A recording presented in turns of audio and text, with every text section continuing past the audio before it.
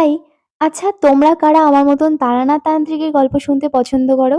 আমার তো তারানাথ তান্ত্রিকের গল্প ভীষণ পছন্দের। মানে কতটা পছন্দের আর কতটা শুনি আমি বলে বোঝাতে পারবো না। তো ভাবছি তোমাদের জন্য তারানাথ তান্ত্রিকের গল্পের সিরিজ নিয়ে আসবো। তো তোমরা কি শুনতে চাও? তাহলে আমাকে কমেন্ট করে জানাও। আর চলো একটা গল্প শুরুই করা যাক। দেখি তোমাদের কেমন পছন্দ হয় কিনা। গল্পগুলো কিন্তু দারুণ ইন্টারেস্টিং গল্প হবে। ভাই তারানাথ তান্ত্রিকের গল্প ইন্টারেস্টিং তো হবেই। তো চলো শুরু করা যাক আজকের গল্প।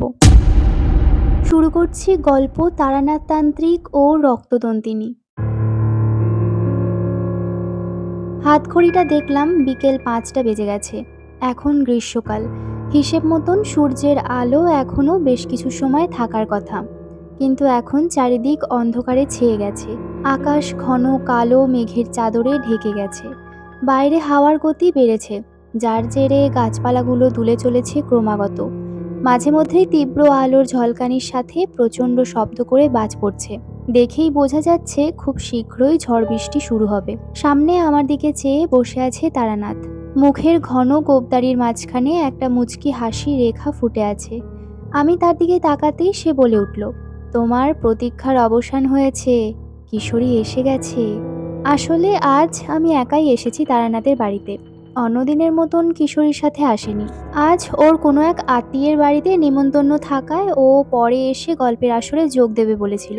কিন্তু বাইরের প্রকৃতির এমন রূপ দেখে ভেবেছিলাম হয়তো কিশোরী আজ হাসবে না। তবে তারানাথ যখন বলল কিশোরী এসে গেছে, তখন সেটা সত্যি না হয়ে যায় না। এমন সময় সত্যি সত্যি ঘরের বাইরে কিশোরী প্রবেশ করলো। আর আমিও তারানাথের দিকে বিস্মিত চোখে তাকালাম। সত্যি মানুষটাকে যত দেখি ততই অবাক হই। কি অসম্ভব ক্ষমতা ওর ভবিষ্যৎ বলে দেওয়ার। শুধু ভবিষ্যৎই নয়, পূর্বের সবকিছুও জলের মতন বলে দিতে পারে সে। আমাকে আরো চমকে দিয়ে এবার তারানাথ বলল, এত অবাক হওয়ার কিছুই নেই। এ মধুসুন্দরী দেবীর আশীর্বাদ, তোমরা তো জানোই। তার কৃপাতেই আমার এই ক্ষমতা অর্জন। কিশোরী এবার পকেট থেকে পাসিং শোয়ের একটা প্যাকেট বার করে তারানাথের দিকে বাড়িয়ে দিয়ে বলল, এটা খুঁজতে একটু দেরি হয়ে গেল। নিমন্ত্রিত বাড়ি থেকে বেরিয়ে সবার প্রথমে এই জিনিসটাই খোঁজ শুরু করে দিয়েছিলাম। আজ ঝড় বৃষ্টি হতে পারে, সেই ভয়ে অনেক দোকানি নিজেদের দোকানের ঝাঁপ বন্ধ করে চলে গিয়েছে। অবশেষে এইখানেই বড় রাস্তার মোড়ের কাছে যে দোকানটা, তাতেই পেলাম। নাও, এবার তোমার গল্পের আসর জমাও দেখি। তারানাথ এবার একটা সিগারেট ধরিয়ে চোখ বুজে একটা শুকটান দিয়ে তার মেয়ে চারিকে ডেকে চা আর তার সাথে তেলে ভাজা মুড়ি নিয়ে আসতে বলল।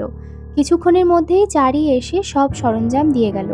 চায়ের কাপটা হাতে নিয়ে তাতে চুমুক দিয়ে আমি বললাম, তারানাথ, আজ তোমার ভবঘুরে জীবনের কোনো ভয়ঙ্কর অভিজ্ঞতা শোনাও তো। বাইরের প্রকৃতির যে অবস্থা